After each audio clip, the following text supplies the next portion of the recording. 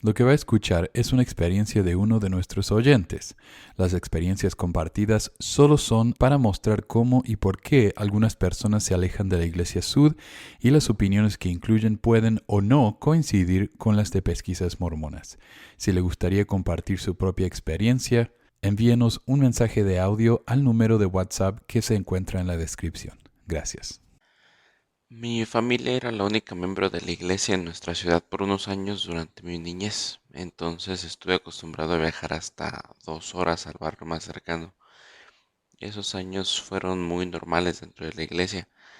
Mi papá me bautizó a los 8 años y después obtuve el sacerdocio a los 12 y siempre tuve más contacto con mis amigos de la escuela o de la cuadra que de los miembros de la iglesia. Yo veía a los misioneros y quería ser como ellos, como cualquier niño mormón más o menos obediente. Y hacíamos las noches de hogar en casa, pero eso de leer las escrituras era una cosa que no funcionaba bien en casa. Y me gustaba preparar discursos y dar mi testimonio durante ese tiempo. Y salí a la misión a los 20 años de edad. Me preparé y hasta que yo mismo decidí no tener alguna novia o continuar con la universidad y estaba dispuesto a dar todo de mí. Me sentí maduro y decidí, fui llamado a una misión en el oeste de Estados Unidos. Y en el MTC tuve muchas experiencias y me encantaba entablar amistad con gente de todos lados, sobre todo por la parte cultural. Y en ese tiempo como misionero internacional tuve la oportunidad de ir a Temple Square y asistir a una sesión en el templo. Y cuando estaba ahí en la sesión en vivo trataba de entender porque no era muy bueno en el idioma, pero para mí era como ir a un museo y me imaginaba las cosas que habían pasado, la historia de los pioneros que habían tallado la madera y las piedras del templo. Me fascinaba, incluso durante la misión pensaba en el legado pionero que era parte de mi cultura. Caminaba entre la nieve en el invierno y pensaba en las familias que recorrieron las planicies en los 1800 y pensaba siempre en el sacrificio que ellos habían hecho, que era mucho mayor a lo que hacía yo. Y durante ese tiempo oraba y de cierta manera pensé que había tenido suficiente evidencia o información o un testimonio sobre el profeta José Smith.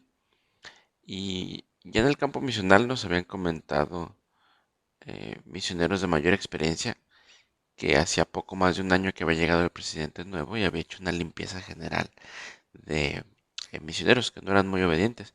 Y no solían hablar mucho del tema, era algo como muy secreto, pero mi entrenador, que era otro mexicano, me comentó de casos que supo en donde las hermanas salían con los élderes, pasaban el día de preparación en el cine o de compras o en otras cosas mucho más serias. Pero en general éramos una misión muy obediente y teníamos buenos resultados. Nos protegíamos entre todos, siempre intentando mostrar obediencia en todo momento. Y durante la misión nos visitaron varios setentas en conferencias de estaca. Llegué a conocerles, a estrechar su mano y era pues una experiencia buena. Pues nos visitaron también Elder Elton Perry y Elder Holland. Elder Perry nos habló sobre el matrimonio después de la misión y ensayó básicamente el discurso que daré en la siguiente conferencia general. Esto fue alrededor de agosto, quizá del 2011. Y tiempo después nos visitó Elder Holland, un par de meses después, en enero quizá. Y era como haber conocido a mi ídolo, a mi artista favorito. Y quizá él, eh, no sé, sabes, como cuando no quieres volver a lavarte la mano después de que lo saludaste. Y nos habló él sobre cómo se había desarrollado el predicar mi evangelio y que anteriormente era sobre memorizar las lecciones, pero que ahora era básicamente utilizar argumentos de ventas o dar nuestro testimonio acerca de las cosas que enseñábamos y me llamaba la atención que era más sobre usar esos sentimientos en lugar de los argumentos. En ese momento no lo analizaba, pero se me hacía más lógico testificar, claro. Y durante la reunión que tuvimos nos dio datos sobre porcentajes de exmisioneros que se inactivaban y los que eran homosexuales, cosa que de inmediato nos prohibió, ¿no? Era ver material antimormón, ver pornografía, alejarnos de la iglesia.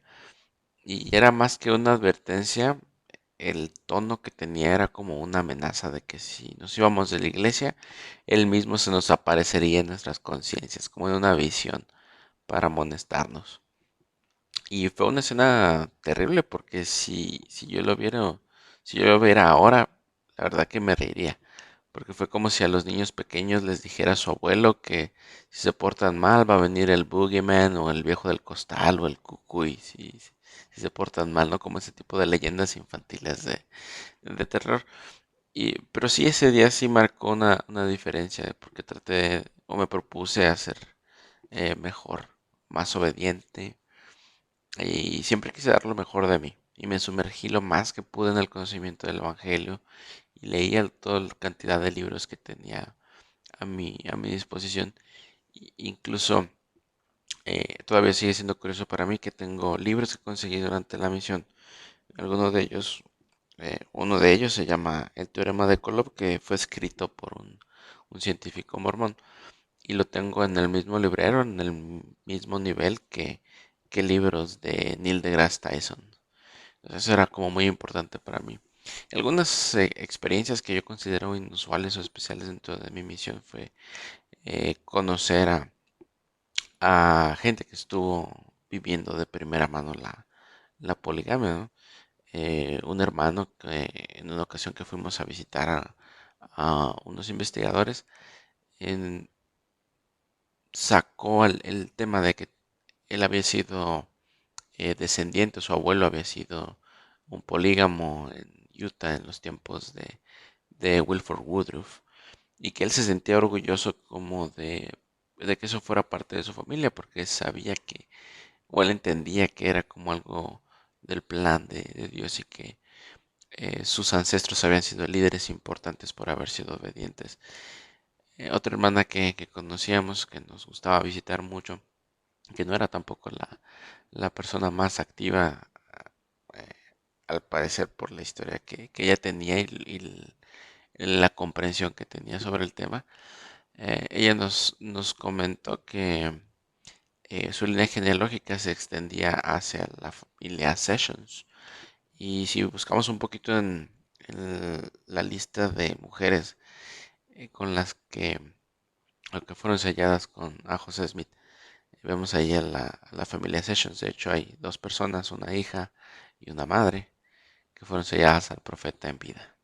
Y ella es parte de esa familia, entonces son como descendientes de José. Y en ese momento para mí era algo fantástico, ¿no? Conocer a gente que había sido descendiente de José o que había sido familiar, que había sido sellada al profeta, ¿no? Que el profeta estuviera en su línea genealógica. Pero esta persona había tenido dos divorcios, se había casado con un no miembro, que para mí era algo inimaginable, ¿no? Pero llegué a comprender un poquito más sobre la humanidad de la gente. Otra experiencia muy memorable que tuve con un compañero que la llevamos muy bien, que trabajábamos muy fuerte, que teníamos muchos bautismos, que era difícil a veces, pero que llegamos a comprender muchas cosas y conocernos bien.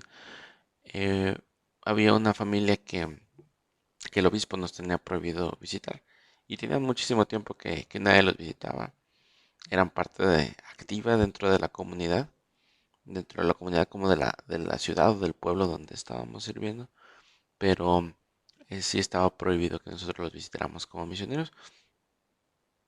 Entonces decidimos ir una tarde a visitarlos, no teníamos nada que hacer, fuimos a tocar su puerta y la hermana nos saludó así de buenas tardes, Célere. Salió una hermana, una señora de unos 50 años, un 1,40 de estatura quizá. Y nosotros al principio no sabíamos si era esa la casa, entonces comenzamos a querer dar nuestro mensaje. Digo, sí, Elder, yo conozco muy bien la iglesia. Mi esposo fue consejero en el obispado y yo fui presidente de la Sociedad de Socorro. Ah, ¿qué pasó, hermana? Y entonces eh, esa misma conversación o eso que se entablara en algunos detalles, nos contó que ella había quemado sus garments, había quemado sus libros de Mormón, sus escrituras, todo lo que tenía significado relativo a la iglesia para ella y su familia. Ese momento fue como si nos hubieran roto el corazón. Em, pero ella hablaba un poco acerca de Sandra Tanner, hablaba sobre cómo los mormones son del diablo y rituales masónicos en el templo y estas cosas que ella lo comprendía de cierta manera, ¿no? De hecho, yo hasta ahora tengo un cierto problema con esas enseñanzas de Sandra Tanner y el satanismo. No es algo que yo quiero investigar mucho, porque entiendo que dentro de la iglesia la gente no es lo que hace, no se está inclinando hacia lo diabólico, lo demoníaco, ¿no? Entonces, eso a mí creo que quizás la entrada más grande y más larga dentro de en mi diario en la misión. Los detalles que yo pude tener de esa visita. Y yo me sentía muy triste porque alguien que había hecho convenios en el templo se había separado de la iglesia, que habían visto muchas cosas y pues de cierta manera lo condenábamos. Sentíamos como que teníamos la autoridad y el poder para sacudirnos el polvo de nuestros pies y continuar adelante en la enseñanza. Entonces cuando volví de la misión, yo comencé a trabajar y estudiar al mismo tiempo y era algo que antes de la misión no me habría imaginado. Pero yo pensaba que era lo que el Señor tenía preparado para mí y estuve estudiando al mismo tiempo. Fue muy difícil equilibrarlo con un llamamiento en hombres jóvenes y me parecía hasta cierto punto injusto que yo siendo obediente después de haber servido una misión y tenía otros amigos que les iba mejor que a mí. Pero eso solamente hizo que yo me esforzara más. Y cuando me casé un par de años después, más o menos 3 años después de haber regresado de la misión, nos preparamos junto con mi esposa. Ella era o es hasta ahora la única miembro dentro de su familia. Y su papá me había pedido que yo me casara solamente con ella, que no me casara con nadie más. Y para mí fue gracioso. Yo me reí con él, le expliqué que no tenía yo planes de casarme con nadie más. Incluso hice un pequeño chiste ahí de que yo no podía mantener a nadie más que a su hija. No, no me alcanzaba para mantener a más personas o más esposas. Pero eso me hizo dar cuenta de la percepción que tiene la gente acerca de los mormones, acerca de la iglesia. Y con mis amigos yo era el único que no bebía. Y me sentía mal porque mis amigos empezaban a tener carreras exitosas. Y yo que había sido fiel y se me habían prometido tantas cosas, no estaban llegando. Pero nosotros seguimos adelante pacientemente, fielmente. Y un par de años después, no, quizá más o menos un año después de haberme casado, me ofrecí como obrero. ¿No? Siempre traté de esforzarme más dentro de la iglesia porque era el ejemplo que yo tenía, de esforzarme en la iglesia para obtener bendiciones terrenales. Y al prestar servicio como obrero un par de noches a la semana, además de mi empleo, de mi llamamiento, de la escuela, y tenemos ya para entonces un pequeño negocio con mi esposa. Eran semanas muy cortas y agitadas y era demasiado trabajo que teníamos. Y desde que fui a la misión en 2010 hasta el 2017 yo no había tomado vacaciones. Entonces había pasado mucho tiempo. El negocio que teníamos no estaba creciendo como esperábamos. Y aún después de haber tomado los cursos de autosuficiencia y todo, no logramos mantenerlo a flote. Aunque seguíamos adelante pagando diezmos con mucha fe, teníamos deudas que se iban acumulando y nos privamos de muchas cosas por darle prioridad a nuestros llamamientos. Y quizá yo puedo decir que esa es una razón por la que no hemos tenido hijos hasta ahora. Eh, y mucha gente quizá dirá, es que te falta fe, es que quizá tienes algún otro problema. Pero no solamente queremos dar la prioridad a que cuando tengamos un hijo no no tenga esa carencia de los cuidados que yo viví a cuando mi padre estaba en reuniones o que siempre estuvo él dentro de la iglesia, pero desatendió a su familia muchas veces. Es algo que yo no quiero para mis hijos, ¿no? Y estuvimos sirviendo también en la estaca, haciendo visitas a los barrios, algunas veces barrios que estaban a varias horas de distancia y era muy cansado salir a las 7 de la mañana el domingo, regresar a casa quizá a veces hasta las 11 de la noche por reuniones y volver a la oficina al día siguiente. Y quizá es una de las razones por la que mi carrera universitaria está pendiente, porque había que ir a mutuales o a reuniones entre semana que se traslapaban con las clases de la universidad.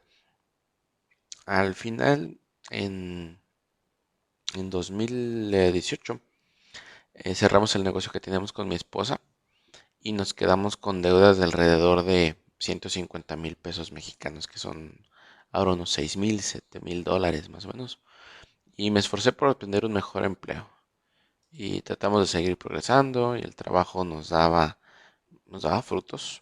Cambiamos de casa, cambiamos de barrio y poco tiempo después, quizá unos 2 meses después de que nos cambiamos, me llamaron al obispado. Y yo acepté porque había sentido que en un momento hacía falta liderazgo en la unidad y yo me sentía capaz. Había mucha gente con necesidad, sentía que no había liderazgo suficiente y pues lo vi como una oportunidad para servir. Eso siempre he tenido las ganas de servir y ayudar a las demás personas por encima de mis propias necesidades. Entonces, en las semanas en las que nos cambiamos de barrio, yo seguía asistiendo al barrio anterior a dar clases y seguimiento en mi llamamiento de líder misional.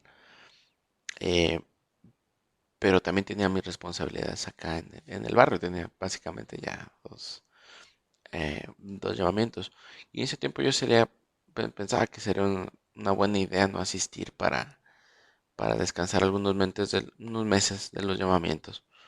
Pero me remordí el pensamiento no ir a la capilla, así que al final acepté el llamamiento. Serví un poco como en la presidencia de hombres jóvenes y después se me llamó al obispado de inmediato. Y durante esos meses, ya sirviendo como consejero en el obispado, ocurrió la matanza de la familia Levarón. Eso podría ser solamente una nota policíaca, pero aquí en México hizo mucho revuelo porque era la familia mormona, polígama, de mucha influencia, mucho poder, de mucho dinero.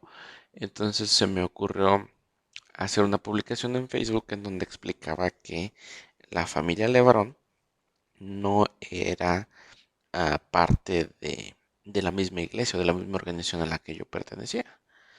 Eso trajo muchos comentarios de amigos que no son miembros. Sirvió como una manera de entablar una conversación acerca de la iglesia, sobre las creencias. em, y no pasaba de eso, pero entonces uno de mis amigos, miembros de la iglesia del norte de México, de una región de hecho cercana ahí de donde fue esta masacre, me mandó un WhatsApp y me dijo, oye, quiero platicar contigo de algunas cosas, no sé si estás dispuesto, y yo de inmediato, acostumbrado a esas situaciones, le pregunté, pues, ¿qué es lo que quieres? ¿Quieres invitarme a algún negocio de una red de mercadeo? ¿Quieres invitarme a una logia masónica? O no sé qué es lo que quería. Me dice, no, mira, he estado investigando algunas cosas, he estado platicando con algunas personas y quiero saber qué piensas tú de este tema. Y me mandó información sobre algunos miembros de color de la iglesia que habían obtenido el sacerdocio.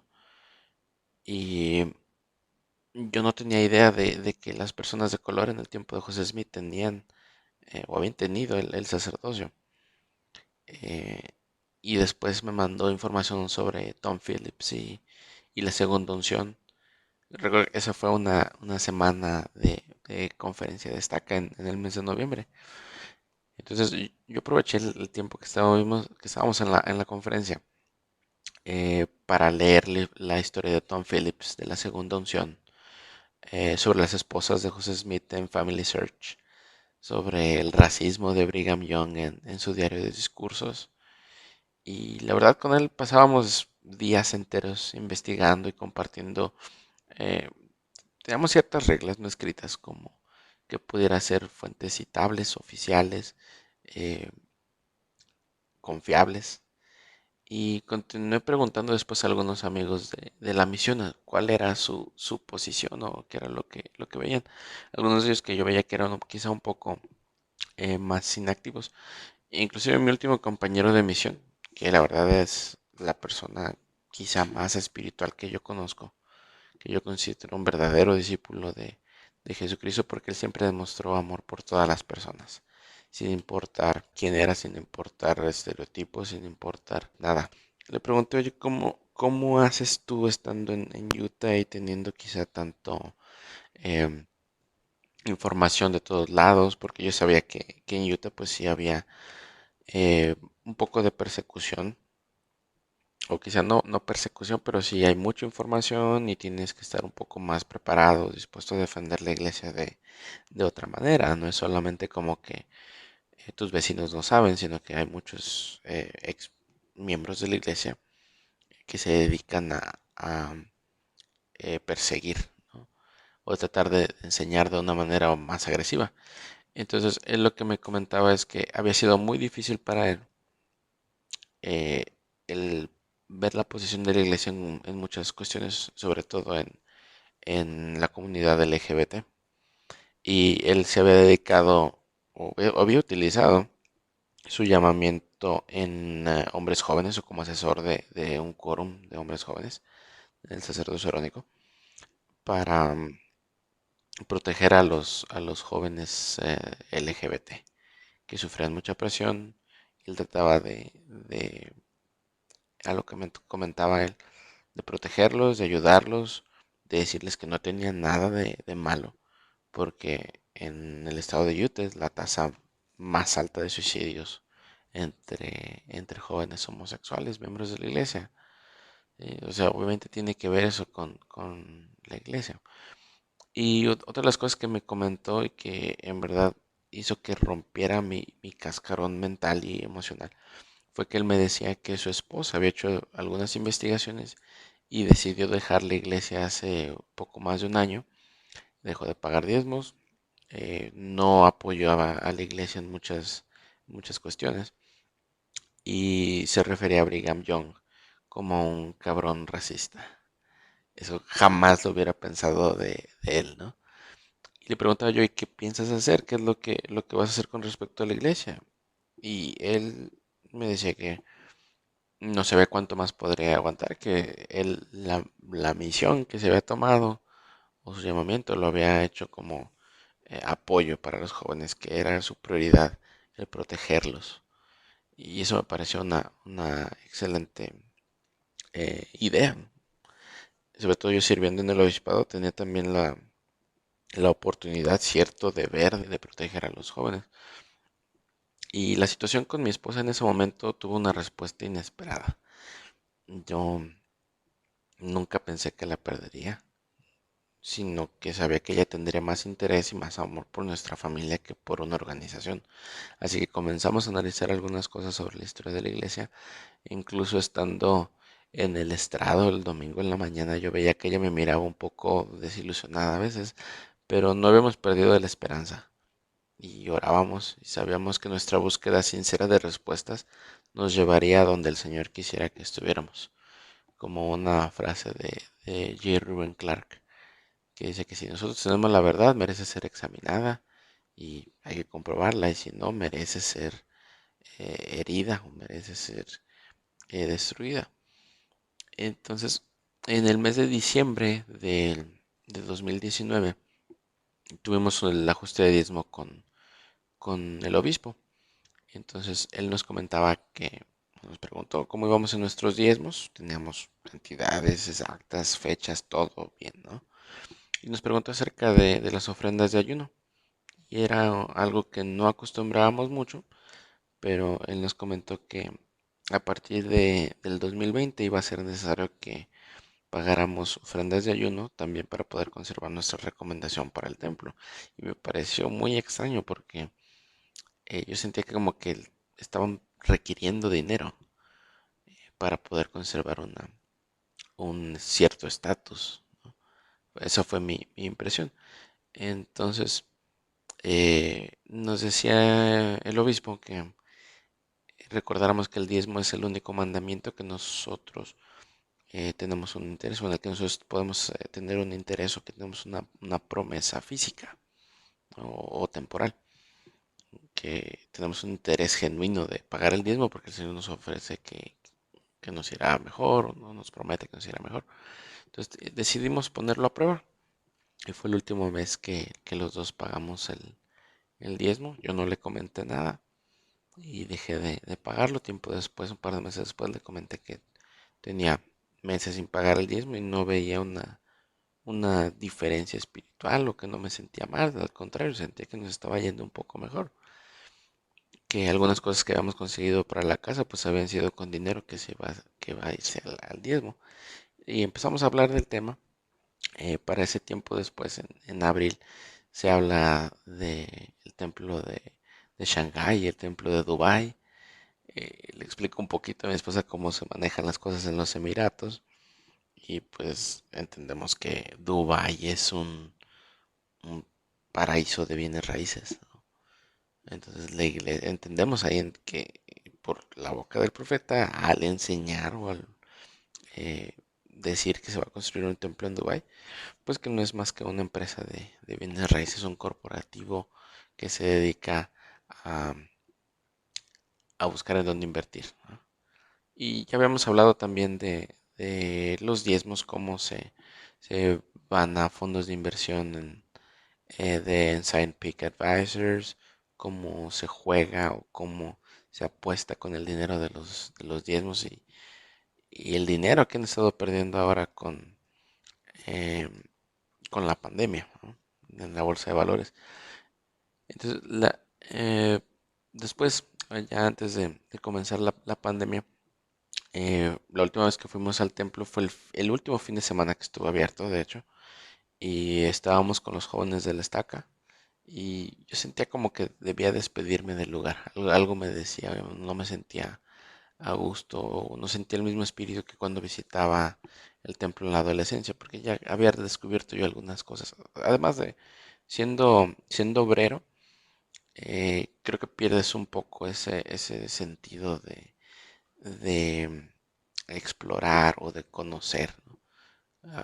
Te aprendes tantas cosas, sabes tantas cosas que pasan dentro em, que pasan desapercibidas de los miembros normales, que yo ya lo veía como algo normal, ¿no? Yo no me sentía ilusionado o maravillado por la experiencia del lugar y no me sentía tampoco dispuesto a participar en otra sesión, incluso con los cambios que hicieron ahora, donde ya dan un poquito más de de lugar a las mujeres. Ya no me sentía yo a gusto allí. Y bajando los escalones del templo, a la salida sentía como si un peso se me quitara de encima, como que ya no tenía yo una responsabilidad por cosas que no me pertenecían. Y con la contingencia por el coronavirus también los miembros más necesitados del barrio comenzaron a requerir ayuda del Quórum de Líderes y de la Sociedad de Socorro, y en las reuniones de consejo de barrio vía remota nos preguntábamos de qué manera podremos ayudar a que las familias no se enfriaran. Eh, nos comentaban eh, la presidencia de Quórum de Elders y de Socorro que había muchos hermanos que se acercaban a ellos para pedir despensas, para pedir ayuda o consejo. Eh, entonces era muy difícil porque yo no comprendía cómo la iglesia con tanto dinero no ayudaba a sus propios miembros, sino que los redirigía a organizaciones de gobierno, a caridad, cuando yo veo muchos lugares de gobierno, inclusive iglesias, cáritas, que dan ayuda sin preguntarte si eres miembro o no, si pagas tu diezmo o no, si estás teniendo un curso de autosuficiencia o no. Y estoy seguro que habrá un gran cambio en los miembros, que ya no verán tan necesaria la asistencia a la capilla o que verán una diferencia significativa y positiva al tener un domingo para su familia. Algo que yo llamo como un segundo sábado, ¿no? Por fin tengo 2 días libres sin trabajar, ¿no? Y esto puede ser quizá una estocada muy fuerte para la iglesia, que además está recibiendo muy pocos ingresos por los diezmos. Y durante estos meses también vimos con mi esposa y con mis hermanos y mi mamá la serie de Unorthodox y Caliphate en Netflix. Y nos expusimos al extremismo religioso. Y salíamos de la casa en una ocasión y mi esposa me comentó que sentía que al ponerse una mascarilla pensaba que pertenecía ella a uno de estos grupos religiosos, como los de estas series, en donde se usan los sombreros, las kipas y las pelucas de los judíos y también los hijabs de los musulmanes. Y en ese momento, como una revelación, después de que me dice esto, que se siente ella como parte de estas sectas, le dije, ¿te das cuenta que tenemos años usando símbolos masones en la ropa interior? Y sin decir nada más, un par de días después, ella dejó de usar los garments. Yo no hice ningún comentario, también dejé de usar primero los superiores. Y como tengo eh, pocos boxers o ropa interior que no son garments, uso la mayoría de los días mis inferiores y otro día boxers mientras no abran las tiendas de ropa. Y esto me abrió la oportunidad de leer partes de algunos libros en inglés para complementar la investigación, como Mormon Enigma, que es la historia de Emma Smith, la historia de José Smith por Lucy Mack, eh, de la cual Manuel ayudó a traducir o tradujo en su mayoría. Otro libro que se llama No Man Knows My History, que recibió muchísimas críticas por parte de la iglesia, pero recibió grandes premios. Y Insider's View of Mormonism de Grant Palmer, que él fue el director no director del sistema educativo de la iglesia, creo que fue solamente como directivo importante de seminario y de instituto, pero que al momento de jubilarse y no tener ningún compromiso ya con el sistema educativo, comenzó a sacar a luz muchas cosas. Y esto dio la oportunidad de que eh, yo pudiera complementar esa investigación y ponerme en contacto con algunos amigos que sabía que eran menos activos o que les había perdido un poco la pista. Y varios de ellos me contaron cómo perdieron su testimonio. Desde uno de ellos que había eh, tenido o había escuchado sobre la historia de la piedra del sombrero, platicó con su presidente de estaca, él lo negó. Este amigo fue a la misión, regresa y la iglesia tiene un artículo sobre la piedra y el sombrero en su página oficial. Y eso le derrumbó su testimonio. Sintió que le habían mentido solamente con la intención de que él se fuera a la misión. Y también platiqué con otra amiga que visitó Nabú y varios otros sitios históricos de la iglesia para poder fortalecer su testimonio. Esa era su finalidad. Pero se dio cuenta que todo era una mentira desarrollada a partir de un libro de ficción de un buscador de tesoros.